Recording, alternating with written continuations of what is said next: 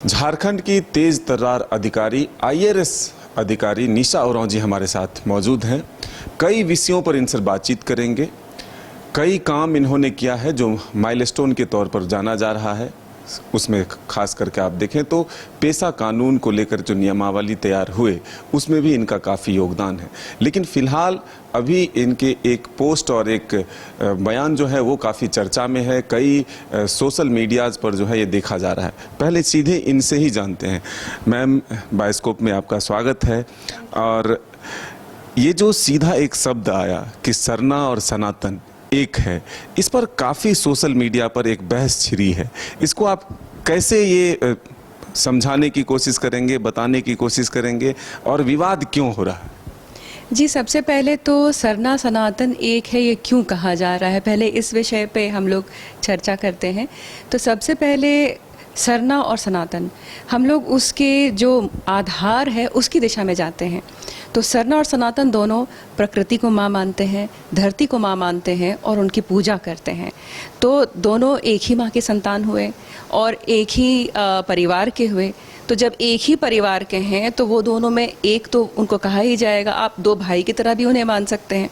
इसमें कई बार प्रश्न उठता है कि जो सरना पूजा पद्धति है, कुछ रीति रिवाज हैं, वो बहुत विशिष्ट हैं, वो बहुत अलग हैं। तो ये बिल्कुल ऐसा है कि सरना पूजा पद्धति जो है वो अलग है, विशिष्ट है और उन्हें संरक्षण की भी ज़रूरत है।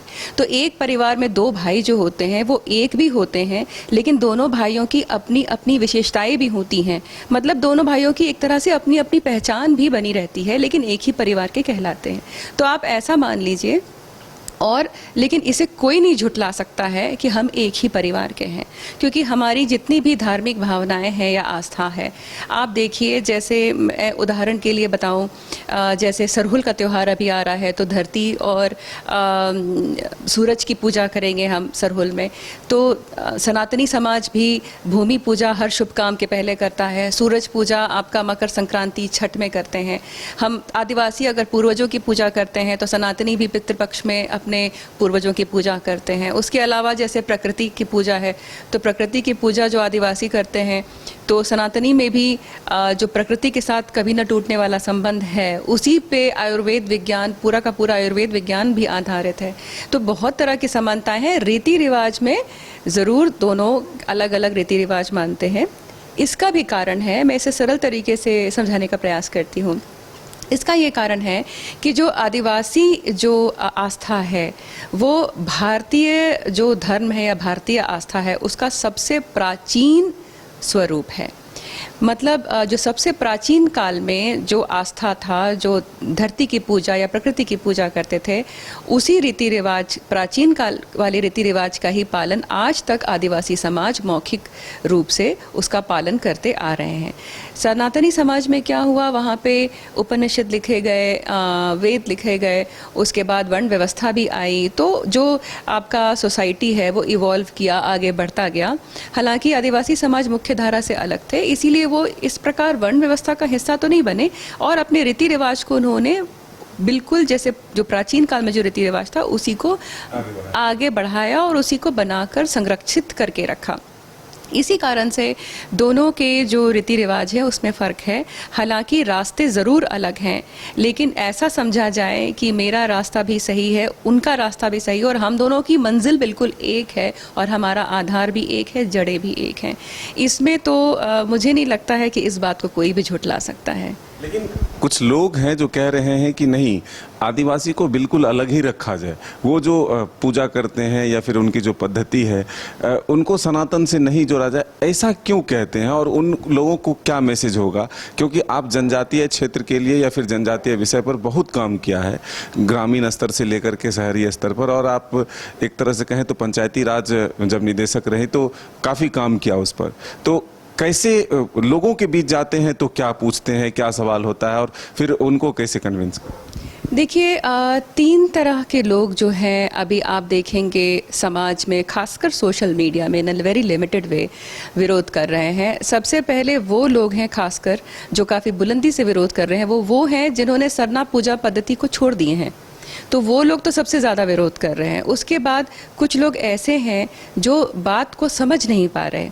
और उनमें कहीं ना कहीं भय है, कहीं ना कहीं उनमें संकोच है, डर भी है कि हमारी पहचान पे कहीं खतरा ना आ जाए, कहीं हम अपनी आदिवासियत ना खो जाएं।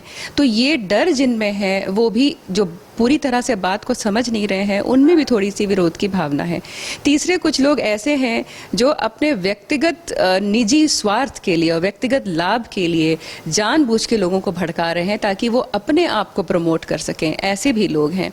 लेकिन मैं समझती हूँ अगर समाज के लोगों को यह ठीक से यह संदेश दिया जा सके और जानकारी दिया जा सके कि आप अगर ढूंढिएगा कि कितना हम दोनों में कितनी समानताएं हैं, तो आप खुद पाइएगा कि हम लोगों की बहुत सारी आस्थाएं जो हैं आपस में मिलती जुलती हैं। और ये भी याद रखना है कि हजारों साल से इसी देश में हम लोग साथ साथ रह रहे हैं और कभी एक दूसरे को हमने नुकसान पहुंचाने की कोशिश नहीं की।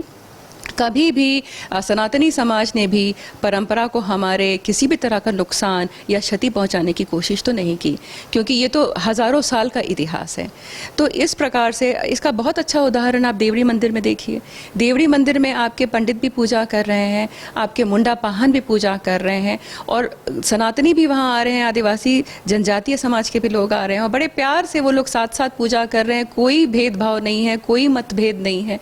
तो आप समझ सकते हैं जब मंदिर में जहाँ पे पूजा हो रही है और कोई मतभेद नहीं है, जब हिंदू भी आते हैं, सनातनी भी आते हैं, वो बड़े प्यार से मुंडा पाहन से पूजा करवाते हैं। मुख्य पुजारी की भूमिका में है देवरी में आदिवासी समाज के लोग, तो ये तो कहीं ना कहीं एक तो जो आप कह रहे हैं उसको सत्य साबित करता हुआ ना? बिल्कुल, ये हम लोग इसको उदाहरण के तौर पे जो हर दिन हो रहा है, आप देवरी मंदिर में जाके देख लीजिए, राजरप्पा मंदिर में जाके देख लीजिए, तो इस प्रकार से बहुत उदाहरण मिलेंगे। तो इसीलिए समाज हमें यह प्रयास करना होगा कि जो समाज के हमारे भाई हैं, बहन हैं, उनके मन से ये डर हटाएं कि आपकी पहचान को कोई क्षति नहीं होगी। आप अपनी पहचान, परंपरा, रीति रिवाज को बाकायदा बचाकर संरक्षित करके रख पाएंगे, बल्कि अगर एकता होगी तो आपको मजबूती मिलेगी।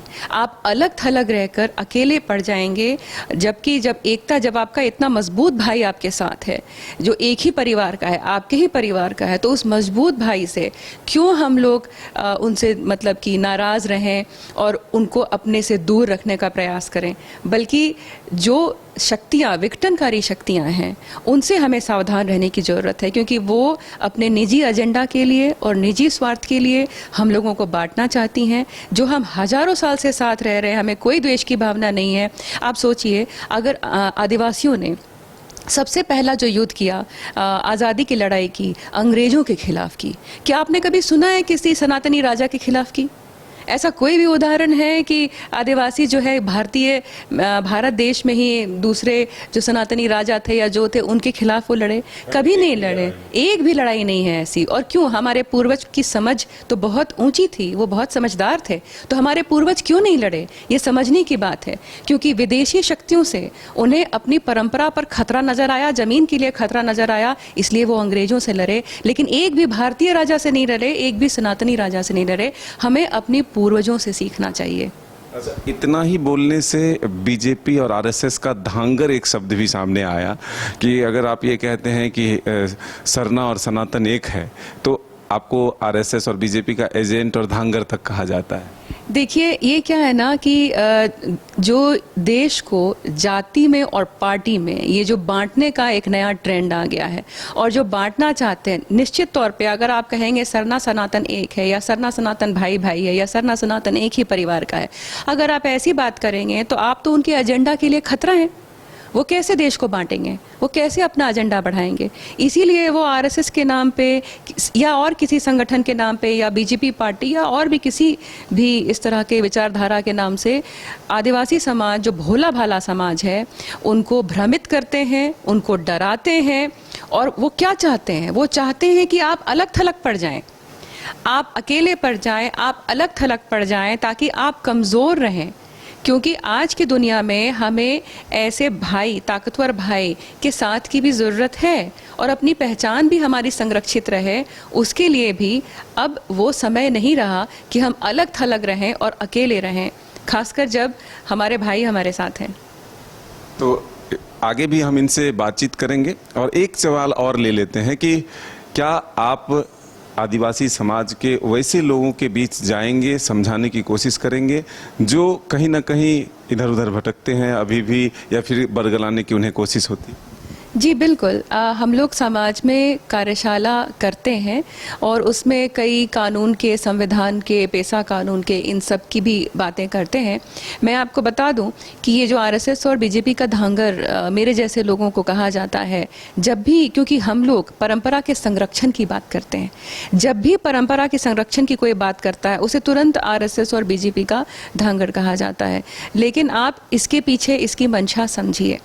परंपरा संरक्षण को वो रोकना चाहते हैं, वो नहीं चाहते हैं कि इस दिशा में कोई भी आगे बढ़े, इसलिए इस प्रकार का एक भय का माहौल और भ्रम का माहौल वो लोग बनाना चाहते हैं। लेकिन आज इसकी ज़रूरत है और मेरे समाज के भाइयों और बहनों को मेरा आग्रह है कि आप इस पर विचार करें, इस विषय पर, और इस पर मंथन करें कि ये कितना सच है, आपकी पहचान भी बनी रहे और आपकी ताकत बढ़े। हमें उस दिशा में आगे बढ़ना है, हमें समाज को बंटने नहीं देना है, और जो बांट रहे हैं उनसे बहुत सावधान रहना है, क्योंकि आपने ध्यान रखना है कि वो अपने निजी स्वार्थ के लिए आपको बांट रहे हैं।